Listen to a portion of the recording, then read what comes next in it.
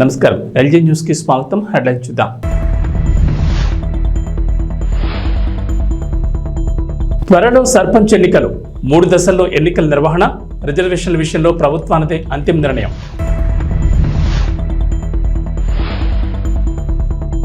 ప్రభుత్వంపై పోరాటానికి సిద్ధమైన గులాబీ బార్. రైతు రుణమాఫీ విషయంపై సర్కార్పై పోరాటం, రేపు సాయంత్రం కార్యాచరణ ప్రకటించే అవకాశం.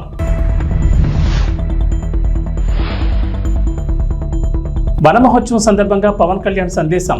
మరోసారి కోకో కార్పస్ మొక్కలపై డిప్యూటీ సీఎం అలర్ట్. ప్రజలెవరూ ఆ మొక్కలు నాటొద్దని సూచన.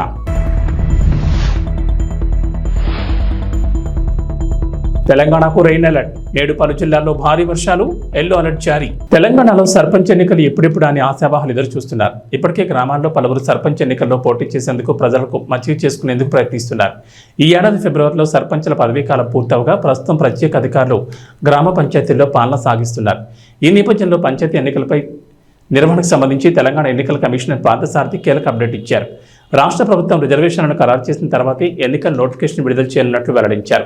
మొత్తం 3 దశల్లో బ్యాలెట్ బాక్సులతో ఎన్నికలు నిర్వహించనున్నట్లు చెప్పారు. అసెంబ్లీ ఎన్నికల జాబితాల ఆధారంగా వార్డులో గ్రామ పంచాయతీల వారీగా ఓటర్ లిస్టు రూపొందిస్తున్నట్లు వెల్లడించారు. పంచాయతీ ఎన్నికలకు ప్రవర్తన నియమావళి కఠినంగా అమలు చేస్తామని ఆయన స్పష్టం చేశారు. స్థానిక సంస్థల పంచాయతీ ఎన్నికల నిర్వహణపై ఎస్సీసీ అన్ని జిల్లాల కలెక్టర్లతో గురువారం వీడియో కాన్ఫరెన్స్ నిర్వహించారు. ఓటర్ల ముసాయిదా జాబితాలను వచ్చే నెల 6న రాష్ట్రంలోని అనని గ్రామ పంచాయతీల్లో ప్రచురించాలని ఆదేశించారు. తెలంగాణ రాజకీయాలు రసవత్తరంగా మారాయి. ఓవైపు హైడ్రా కూల్చివేతలు, మరోవైపు కవిత విడుదలవడంతో రాష్ట్ర రాజకీయాల్లో కీలక పరిణామాలు చోటు చేసుకుంటున్నాయి. అయితే హైడ్రా కూల్చివేతల అంశం తెరపైకి రాకముందు వరకు రైతు రుణమాఫీ అంశం హాట్ టాపిక్గా ఉన్న విషయం తెలిసిందే. రైతులకు పూర్తి స్థాయిలో రుణమాఫీ జరగలేదంటూ ప్రధాన ప్రతిపక్షమైన బీఆర్ఎస్ క్షేత్రస్థాయిలో ఆందోళన కూడా చేసింది. కాగా స్వయంగా రైతైన గులాబీ బాస్ కేసీఆర్ కూడా అన్నదాతల కోసం రంగంలోకి దిగుతారనే వార్తలు వచ్చాయి. కాగా ఇప్పుడు తన కుమార్తె కవిత కూడా జైలు నుంచి విడుదలవడంతో రెట్టింపు ఉత్సాహంలో గులాబీ బాస్ రంగంలోకి దిగేందుకు రంగం సిద్ధమైందని బీఆర్ఎస్ శ్రేణులు చెబుతున్నారు. ఈ నేపథ్యంలోనే రాష్ట్రంలో పూర్తిస్థాయి రుణమాఫీ, రైతు భరోసాపై ప్రజల్లోకి వెళ్లాలని బీఆర్ఎస్ అధిష్టానం నిర్ణయం తీసుకున్నట్లు తెలుస్తోంది. ఈ పోరాటానికి కేసీఆర్ స్వయంగా రంగంలో దిగాలని నిర్ణయించుకున్నట్లు తెలుస్తోంది. బీఆర్ఎస్ చేపట్టనున్న పోరాటంపై షెడ్యూల్ ప్రకటించే అవకాశం ఉన్నట్లు తెలుస్తోంది. రాష్ట్ర వ్యాప్తంగా సభలు లేదా కార్నర్ మీటింగ్లు పెట్టి ప్రభుత్వ వైఫల్యాలను ఎండగట్టాలని, ఇచ్చిన మాటను రేవంత్ సర్కార్ తప్పిందన్న విషయాన్ని ప్రజల్లోకి తీసుకెళ్లాలని కేసీఆర్ నిర్ణయం తీసుకున్నట్లు సమాచారం. ఈ మేరకు ఆ కార్యాచరణకు సంబంధించి పూర్తి వివరాలు వెల్లడించే అవకాశం ఉంది. ఆంధ్రప్రదేశ్ రాష్ట్రం దేశీయ మొక్కల పచ్చదనంతో కళకళలాడాలన్నారు డిప్యూటీ సీఎం పవన్ కళ్యాణ్. రాష్ట్రంలో ప్రతి ఒక్కరూ వన మహోత్సవంలో పాల్గొన్నారని, ఇది సామాజిక బాధ్యత అని అన్నారు. అన్య జాతుల మొక్కలను పెంచడం మానేద్దామని, దేశవాళీ జాతుల మొక్కలే పర్యావరణానికి నేస్తారన్నారు. వన మహోత్సవం కార్యక్రమాన్ని విజయవంతం చేయాలని పవన్ కళ్యాణ్ వీడియో సందేశాన్ని విడుదల చేశారు. అలాగే కొన్ని మొక్కల పెంపకానికి సంబంధించి కీలక వ్యాఖ్యలు చేశారు. వన మహోత్సవాన్ని ప్రతి ఒక్కరూ సామాజిక బాధ్యతగా తీసుకోవాలని, అదే లక్ష్యంతో కూటమి ప్రభుత్వం ముందుకు వెళ్తుందన్నారు. రాష్ట్రంలో 29% మాత్రమే పచ్చదనం ఉందని, విరివిగా ప్రతి ఒక్కరూ మొక్కలు నాటడం ద్వారా వాటి సంరక్షణ బాధ్యతలను తీసుకోవాలని పిలుపునిచ్చారు. రాష్ట్రంలో 50% పచ్చదనం పెరగాలని కూటమి ప్రభుత్వం లక్ష్యంగా పెట్టుకుందని, మొక్కల పెంపకం ఒక ప్రాంతానికి మాత్రమే పరిమితమయ్యేది కాదన్నారు. ప్రతి ఒక్కరూ తమకు అనువైన ప్రదేశాల్లో మొక్కలు నాటి వాటి పెరుగుదలకు తగిన బాధ్యత తీసుకోవాలని సూచించారు. అందరికీ హృదయపూర్వక నమస్కారాలు. వన మహోత్సవ కార్యక్రమాన్ని అందరూ సామాజిక బాధ్యతగా తీసుకోవాలని మనస్ఫూర్తిగా అభ్యర్థిస్తున్నాను. పర్యావరణ సమతుల్యత కోసం పచ్చదనాన్ని పెంచాలి అనేది ఎన్డీఏ కూటమి ప్రభుత్వ లక్ష్యం. 29% ఉన్న పచ్చదనం 50% తీసుకెళ్లాలే లక్ష్యంగా పనిచేస్తున్నాం. ఈ వన మహోత్సవ కార్యక్రమంలో మరొక ముఖ్య విషయం, వృక్షజాతుల ఎంపిక చాలా కీలకం. అవి స్వదేశీ వృక్షజాతులను ఎంపిక చేసుకోవటం చాలా అవసరం. స్థానిక వృక్షజాతులు నాటడం ద్వారా జీవ వైవిధ్యాన్ని, నేల ఆరోగ్యాన్ని మరియు పర్యావరణం మరియు మానవ ఆరోగ్యాన్ని కాపాడిన వాళ్ళు అవుతాం. అందుకే దేశవాళీ చెట్లు పెంచడం చాలా అవసరం. మన దేశ భూ వాతావరణ జీవ వైవిధ్యాన్ని ముప్పు కలిగించే అన్య దేశ జాతుల్ని నాటడం మనందరం మానుకోవాలి. చూడటానికి మొక్క ఆకర్షణీయంగా ఉంది, మొక్క నాటితే ఏపుగా పెరిగిపోతుంది, నిర్వహణ ఖర్చులుంటాం అని చెప్పి ఎవెన్యూ ప్లాంటేషన్ పేరు మీద గత దశాబ్ద కాలంలో అన్య దేశ వృక్ష జాతులైన కోనా కార్పస్, ఏడాకుల పాల, మడగాస్కర్ ఆల్మండ్, ఆస్ట్రేలియా తుమ్మ లాంటి వృక్ష జాతుల్ని విరివిగా నాటేశాం. వీటి మూలంగా పర్యావరణానికి ప్రయోజనం కంటే కూడా ఆరోగ్యం మీద, భూగర్భ జల సంపద మీద చాలా తీవ్ర ప్రభావం చూపుతూ ఉంది. అందరూ ఆ ప్రాంత జీవ వైవిధ్యాన్ని పెంపొందించే స్వదేశీ జాతులను మాత్రమే నాటాలి అనేది ఏ దేశపు వృక్ష శాస్త్రజ్ఞుల్ని అడిగినా చెప్పే మాట ఇది.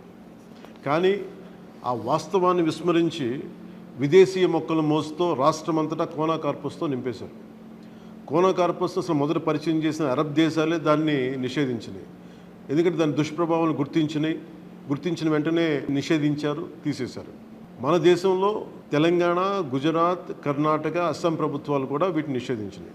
ఈ కోనా కార్పస్ లాంటి విదేశ వృక్ష జాతుల మూలంగా జరిగే అనర్థాలు చాలా ఉన్నాయి. అవి ముఖ్యంగా మన భూగర్భ జల సంపదను హరించి వేస్తాయి, శ్వాస సంబంధ ఆరోగ్య సమస్యలకి కారణమవుతున్నాయి. కోనా కార్పస్ ఎలాంటి వృక్ష జాతి అంటే పశువులు తినవు, పక్షులు గూడు పెట్టవు, కనీసం పక్షులు కూడా వాలవు, చెట్టుని చేమని ఆధారంగా చేసుకుని బతికే క్రిమికీటకాలు కూడా ఈ చెట్లు జోలికి రావు. పక్షులే దూరంగా ఉండే ఈ మొక్కల్ని మనం మోజులో పడి ఎందుకు వేయాలి అనేది కీలకమైన ప్రశ్న. అందుకే ప్రతి సంవత్సరం జూన్, జూలైతో మొదలై నవంబర్లోని కార్తీక సమారాధన వరకు కొనసాగే ఈ వన మహోత్సవ కార్యక్రమంలో మన స్వదేశీ జాతులైన జీవ ఇంధనంగా ఉపయోగపడే కానుగ, వేప, చింత, ఉసిరి, శ్రీగంధం, ఎర్రచందనం, రావి, మర్రి, రేల, దిరిసెన, సీత, అశోక, మారేడు, నేరేడు, దేవకాంచనం, తెల్లమద్ది, మామిడి, కదంబం, జమ్మి, వెలగ, సీతాఫలం ఇలాంటి ఇంకా ఎన్నో మన జాతుల మొక్కల్ని నాటాలని అందరినీ అభ్యర్థిస్తున్నాం, కోరుకుంటున్నాం. 29% ఉన్న మన పచ్చదనాన్ని 50% తీసుకెళ్లే లక్ష్యంగా చంద్రబాబు నాయుడు గారి నాయకత్వంలో కూటమి ప్రభుత్వం పనిచేస్తుంది. అందరం కలిసి పచ్చదనాన్ని పెంచుకుందాం, పర్యావరణాన్ని కాపాడుకుందామని తెలియజేసుకుంటూ జై హింద్. 10 రూపాయల నాణ్యం చెల్లదనే అపోహ చాలా మందిలో ఉంది. దీనిపై దేశవ్యాప్తంగా విస్తృతంగా ప్రచారం కూడా జరుగుతోంది. దీంతో చిరు వ్యాపారులు మొదలుకొని పెద్ద వ్యాపారుల వరకు 10 రూపాయల నాణ్యాలు తీసుకోవడం లేదు.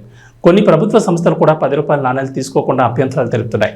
దీంతో రంగంలో దిగిన ఆర్బీఐ 10 రూపాయల నాణ్యం చెల్లుతుందని ప్రకటన చేయాల్సి వచ్చింది. అయినా దానిపై ఉన్న అపోహ పోవడం లేదు. తెలంగాణ ఆర్టీసీ బస్సుల్లోనూ కొందరు కండక్టర్లు 10 రూపాయల నాణ్యం తీసుకోవడం లేదు. ఈ విషయంపై పలువురు ప్రయాణికులు టీజీఎస్ ఆర్టీసీ యాజమాన్యానికి ఫిర్యాదు చేశారు. నేపథ్యంలో ఆర్టీసీ యాజమాన్యం కండక్టర్లతో పాటు ఎగ్జిక్యూటివ్ డైరెక్టర్, డిపో మేనేజర్లకు కీలక ఆదేశాలు జారీ చేశారు. బస్సుల్లో ప్రయాణికులు ఇచ్చే 10 రూపాయల నాణ్యాలు తీసుకోవాలని ఆర్టీసీ కండక్టర్లను ఆదేశించారు. 10 కాయిన్ను ఆర్బీఐ ఉపసంహరించుకోలేదని, ఆ కాయిన్కు చట్టబద్ధత ఉన్నందున ఎటువంటి అభ్యంతరాలు వ్యక్తం చేయకుండా తీసుకోవాలని ఆదేశాలు జారీ చేశారు. పిఠాపురం మహిళలకు డిప్యూటీ సీఎం పవన్ కళ్యాణ్ పంపించిన స్పెషల్ గిఫ్ట్లు పంపిణీ చేశారు. శ్రావణ మాసం చివరి శుక్రవారం పిఠాపురంలోని శక్తిపీఠం శ్రీ పురోహితిక అమ్మవారి ఆలయంలో సంప్రదాయబద్ధంగా వరలక్ష్మి వ్రత పూజలు నిర్వహించారు. వ్రతంలో పాల్గొన్న ఆడపడుచులకు స్థానిక MLA, deputy CM Pawan Kalyan సొంత ఖర్చులతో పంపిన పసుపు, కుంకుమ, చీరలు అందజేశారు. పవన్ తరపున ఆయన వదిన జనసేన పార్టీ రాష్ట్ర ప్రధాన కార్యదర్శి నాగబాబు సతీమణి పద్మజ, ఎమ్మెల్సీ పిడుగు హరిప్రసాద్ పంపిణీ చేశారు. వరలక్ష్మి వ్రతంలో పాల్గొన్న ఆడపడుచులందరికీ పసుపు, కుంకుమ, చీరలు కానుక అందజేశారు. కొణిదెల పద్మజ ప్రతి ఒక్కరిని ఆప్యాయంగా పలకరిస్తూ బొట్టు పెట్టి మరీ సారి అందించారు. పురోహితిక అమ్మవారి సామూహిక వరలక్ష్మి వ్రతం నిర్వహించారు. పిఠాపురం ఆడపడుచులతో కలిసి పద్మజ వరలక్ష్మి వ్రతం ఆచరించారు. వేద పండితుల మంత్రోచ్చారణతో ఘనంగా వరలక్ష్మి వ్రతాన్ని నిర్వహించారు. సామూహిక వరలక్ష్మి వ్రతాల నేపథ్యంలో ఉదయం 5 గంటల నుంచి పురోహితిక అమ్మవారి ఆలయం వద్ద భక్తులు బారులుతీరారు.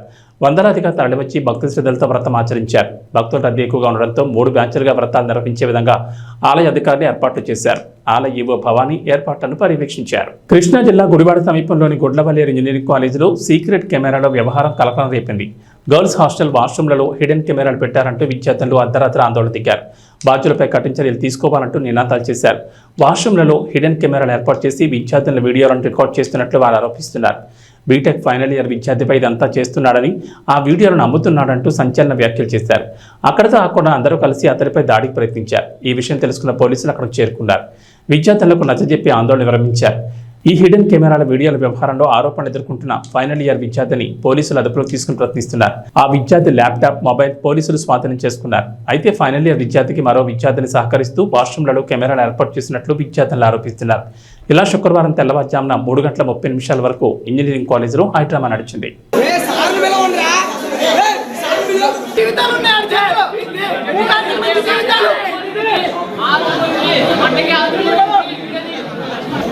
ఆవేశం కాదు బాబాయ్, ఆలోచించుకోవాలి. వాడు చేసి కరెక్ట్ తప్పే కదా. ఇప్పుడు ఆ తప్పు 10 మంది తెలిస్తే ఒక ఆడపిల్లలు గొడవ చేయటువంటి కరెక్ట్ కాదు కదా. తప్పే. మనకి చెల్లెళ్ళు ఉంటారు, అప్పలు ఉంటారు. మరి ఏం చేశారు? 2 గంటలు ఏం చేశారు? ఇప్పుడు గుర్తొచ్చిందా? చెల్లెళ్ళు 2 గంటలు గుర్తొచ్చిందా? టైం 11 అయితే 9 జరుగుతుంటే 11 గుర్తొచ్చిందా నీకు? 11 గుర్తొచ్చిందా? వారం 10 రోజులు అయింది రియాక్ట్ అయితే తెలుసు. మరి ఏం చేస్తావు? 2 గంటల నుంచి వాడు జరుగుతుంది. 2 గంటల నుంచి వాడు రూమ్ ఏం చేస్తాడు? పరిష్కరించాలని తెలీదా? ఆడి మీద వచ్చేసిన తర్వాత అమ్మాయి మీద వీడియో వచ్చిన అమ్మాయి మీద వచ్చేదాకా పరిష్కరించాలని మీకు తెలీదా? కాలేజ్ డైరెక్టర్ తెలీదా?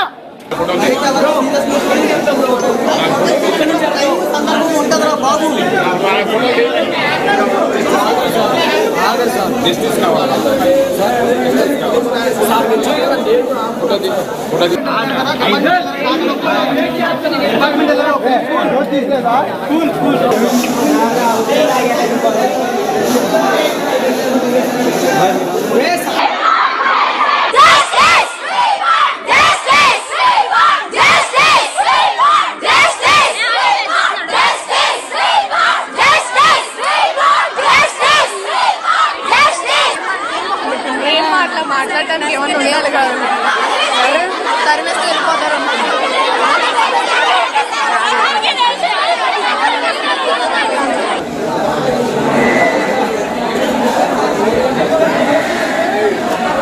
పీపుల్స్ మీడియా అధినేత టీజీ విశ్వప్రసాద్ ప్రస్తుతం వరుస చిత్రాలతో బిజీగా ఉన్న సంగతి తెలిసిందే. మిస్టర్ బచ్చన్ అంటూ ఆగస్టులో సందడి చేశారు. కానీ మిస్టర్ బచ్చన్ ప్రమోషన్స్ ఉన్నంత జోరుగా సినిమా లేకపోయింది. మిస్టర్ బచ్చన్ బాక్సాఫీస్ వద్ద బోల్తా కొట్టేసింది. మినిమం కలెక్షన్లు కూడా రాబట్టలేకపోయింది. పైగా దారుణంగా ట్రోలింగ్ గురైంది. ఇక ఈ మూవీ తమకు నష్టాలను తెచ్చిపెట్టిందని నిర్మాత టీజీ విశ్వప్రసాద్ నేరుగానే చెప్పేస్తున్నారు. తాజాగా Sree Vishnu Swag teaser launch ఈవెంట్లో టీజీ విశ్వప్రసాద్ మాట్లాడిన మాటలు వైరల్ అవుతున్నాయి. రీసెంట్గా తాము చేసిన ప్రాజెక్ట్ అంతగా ఆడలేదని, కానీ మనమే సినిమా మంచి ప్రాజెక్ట్గా నిలిచిందని, లాభాలు వచ్చాయని అన్నాడు. పైగా తమ నష్టాలన్నీ కూడా రాజాసాబ్తో పోతాయని, వచ్చే ఏప్రిల్లో రాజాసాబ్ ఆడియన్స్ ముందుకు వస్తుందని అన్నాడు. ఇక స్వాగ్ గురించి దర్శకుడు అజిత్ గోలీ చక్కగా వివరించారు. ఇంతవరకు ఈ కాన్సెప్ట్ మీద సినిమా రాలేదన్నారు. జెండర్ వార్ మీద ఈ మూవీని తీశానని అన్నారు. ఈ ఏడాదిలో చాలా సినిమాలు వచ్చాయని, ఇంకా చాలా చిత్రాలు వస్తాయని అన్నారు. కానీ ఈ స్వాగ్ మూవీ మాత్రం అలా నిలిచిపోతుందని చెప్పుకొచ్చారు. శ్రీ విష్ణు అజిత్ గోలీ కాంబోలో రాజరాజ చోర చిత్రం వచ్చింది. ఆ సినిమా బాక్సాఫీస్ వద్ద మిక్స్డ్ రిజల్ట్ను రాబట్టిన సంగతి తెలిసిందే. కానీ ఈసారి స్వాగ్తో అందరినీ ఆకట్టుకునేలా కనిపిస్తోంది. స్వాగ్ సినిమాకు Sree Vishnu looks, acting plus అయ్యేలా కనిపిస్తోంది. ఇక పీపుల్స్ మీడియా ఫ్యాక్టరీకి ఈ మూవీ కలిసి వచ్చేలానే ఉంది. ప్రభాస్ రాజాసాబ్ సినిమా స్టార్టింగ్ తెలుగు వారికి అనుకున్నా కూడా ఇప్పుడు అన్ని భాషల్లోకి తీసుకొస్తున్న సంగతి తెలిసిందే. పెద్ద పెద్ద సెట్లతో భారీ స్థాయి VFXతో సినిమాను ప్లాన్ చేసిన సంగతి తెలిసిందే. అందరు నమస్కారం అండి. సో అసిత్ అండ్ శ్రీ విష్ణుతో కలిసి మేము ఆల్రెడీ ఒక మూవీ రాజరాజ చోర చూసినాము. So this our second movie. So ఇందాక అసిత్ చెప్పినట్టు ఇది డెఫినెట్గా అంటే ఒక కంటెంట్ డ్రివెన్ వెరైటీ మూవీ అండి. అంటే I have grown up watching Kamal Haasan గారి మూవీస్. సో మీకు కమల్ హాసన్ ఇంద్రుడు చంద్రుడు కానీ, మైకల్ మదన్ కమరాజ్ కానీ, అలా కొన్ని సినిమాల్లో మీరు ఆయన యాక్టింగ్ని ఎలా ఇన్ఫ్లుయెన్స్ అవుతారో you can get the same experience ఈ మూవీ చూస్తే. అంటే సో నేను దీని గురించి ఎక్కువ చెప్పకూడదు, బట్ డెఫినెట్గా మీకు సినిమా చూస్తే అది అర్థమవుతుంది. సో మేము ఒక మంచి వెరైటీ కంటెంట్ ఎంటర్టైనర్ డెలివర్ చేస్తామని అనుకుంటున్నామండి. Thank you. మీరు చెప్పండి, ఆడవాళ్ళు గొప్ప మగవాళ్ళు గొప్ప, ముందుకు రారా? అంటే ఆడవాళ్ళు గొప్పలా ఫీల్ అయిన చేయించే మగవాళ్ళు గొప్ప.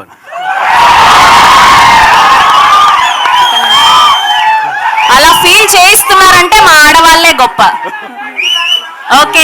సీజనల్ వ్యాధులపై అప్రమత్తంగా ఉండాలని రేణుగుంట ప్రాథమిక ఆరోగ్య కేంద్ర వైద్యాధికారి డాక్టర్ ఛత్రప్రకాష్ రెడ్డి తెలిపారు. ఇటువంటి కాలంలో చికెన్ గున్యా, డెంగ్యూ వ్యాధి విజృంభిస్తుందన్నారు. దానికి తోడు మలేరియా వ్యాధి కూడా ఇటీవల వ్యాపిస్తుందన్నారు. చికెన్ గున్యా, డెంగ్యూ వ్యాధి మంచినీటిలో లార్వాలు ఉత్పత్తి అవుతాయన్నారు. మలేరియా మురికి నీటిలో దోమలు ఉత్పత్తి క్యూలెక్స్ దోమ కొట్టడం వల్ల ఈ వ్యాధి వస్తుందన్నారు. ఇంటి పరిసర ప్రాంతాల్లో మురికి నీరు నిల్వ ఉండకుండా చూసుకోవడంతో పాటు వ్యాధులు వ్యాపించకముందే ఎప్పటికప్పుడు పంచాయతీ అధికారులకు తెలియజేసి పరిసరాలను పరిశుభ్రంగా ఉంచుకోవాలని కోరారు.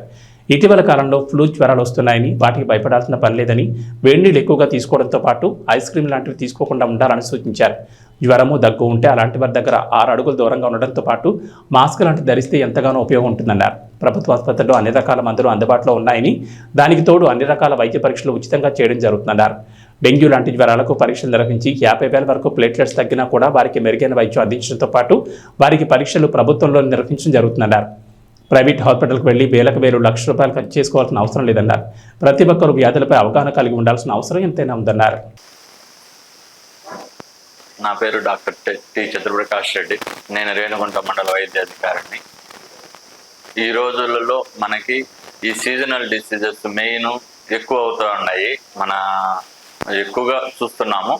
ఇందులో మెయిన్గా ఇప్పట్లో చికెన్ గునియా, డెంగ్యూ ఇవి ఎక్కువగా కనబడుతూ ఉన్నాయి. ప్లస్ వీటితో పాటు అంటే ఇంకా మలేరియా కూడా స్టార్ట్ అవుతుందని మన పేపర్లలో చూస్తున్నాము.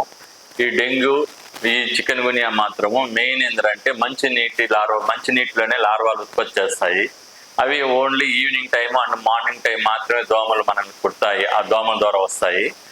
మన అందరూ ఇళ్లలో డొమెస్టిక్ లెవెల్ అంటే ఇంటి లోపల అంటే చిన్న చిన్న వస్తువులలో నీళ్లు వారం రోజులు నిల్వ ఉండకుండా చూసుకోవాలి. టైర్లు కానీ, చిప్పలు, ఎగ్జాంపుల్ ఏదన్నా ప్లేట్లు, కప్పులలో ఈవెన్ ఐస్ క్రీమ్ కప్పుల్లో కూడా వారం రోజులు నీళ్ళు ఉంటే గుడ్డు పోయి పెట్టేదాన్ని ఉంటుంది. అంటే మంచి నీళ్ళల్లో మాత్రమే లార్వాలు ఉత్పత్తి అవుతూ ఉంటాయి. కాబట్టి ఈ డెంగ్యూ, చికెన్ గున్యా రాకూడదు అనుకుంటే మన ఇంట్లో మెయిన్ మన ఇంటి సరౌండింగ్లో వర్షం నీళ్ళు కానీ ఏదైనా కానీ డొమెస్టిక్ లెవెల్లో మనము కంప్లీట్గా పోసేయాలి. అంటే వారం రోజుల తర్వాత నీళ్లు వాడకూడదు అనేది ఒకటి పెట్టుకుని, అందుకే మన యొక్క గవర్నమెంట్ ఫ్రైడే డ్రైడే కార్యక్రమాన్ని పెట్టింది. అంటే ఎవ్రీ ఫ్రైడే అంటే వారానికి ఒక రోజు, ఫ్రైడే రోజు ఎంటైర్ మన ఇంట్లో ఉండే వస్తువులన్నింటినీ మనము దాంట్లో నిల్వ ఉండే వాటన్నిటిని మనం బయట పోసామని చెప్పి గవర్నమెంట్ మనకి ఫ్రైడే డ్రైడే అనే ఒక కార్యక్రమాన్ని పెట్టింది. మీరు దయచేసి అందరి ఇళ్లలో కూడా ఇలాంటి నిల్వ వారానికి మించి నీళ్ళు నిల్వకుండా చూసుకుంటే మన ఇంట్లో అంటే ఎడిస్ దోమలు అంటే పెద్దవి కనపడతా ఉంటాయి, అవి లేకుండా ఉంటాయి. ఈ మళ్ళీ మలేరియా అనేది అంటే డస్ట్ వాటర్లలో, ఈ డ్రైనేజ్ వాటర్లలో మలేరియా అంటే చెడు వాటర్లలో మాత్రమే అది గుడ్లు పెడుతుంది. మలేరియా కానీ క్యూలెక్స్ దోమలు అంటే ఫైలేరియాకి. అలాంటి వాటిని మన యొక్క పంచాయతీ అధికారులు మరియు మన యొక్క శానిటరీ అధికారులు కానీ చెప్పి అవి క్లీన్ చేయించుకుంటా ఉంటే మనకి ఈ మలేరియా, డెంగ్యూల మీద ఖర్చు భారం అన్ని తగ్గుతుంది. ప్లస్ రాకుండా ఉంటాయి. ఈవెన్ ఇప్పుడు మనం ఒక డెంగ్యూ కేసు వచ్చింది అనుకోండి, దానికి వారం రోజులు ట్రీట్మెంట్ తీసుకోవాల్సిన స్థితి వస్తుంది. ప్లేట్లెట్ తగ్గిందా, దానికి మనం ఎంతో ఖర్చు పెట్టాలి. దాదాపులో 5 lakhs 6 lakhs వరకు కూడా ఇప్పుడు ఖర్చు అవుతా ఉన్నది హాస్పిటల్స్ని బట్టి. కాబట్టి మనం దాన్ని వీలైన కాడికి మన చేతుల్లో ఉండేది కాబట్టి మనం దాన్ని నిర్మూలించుకోగలగాలని నేను కోరుకుంటున్నాను.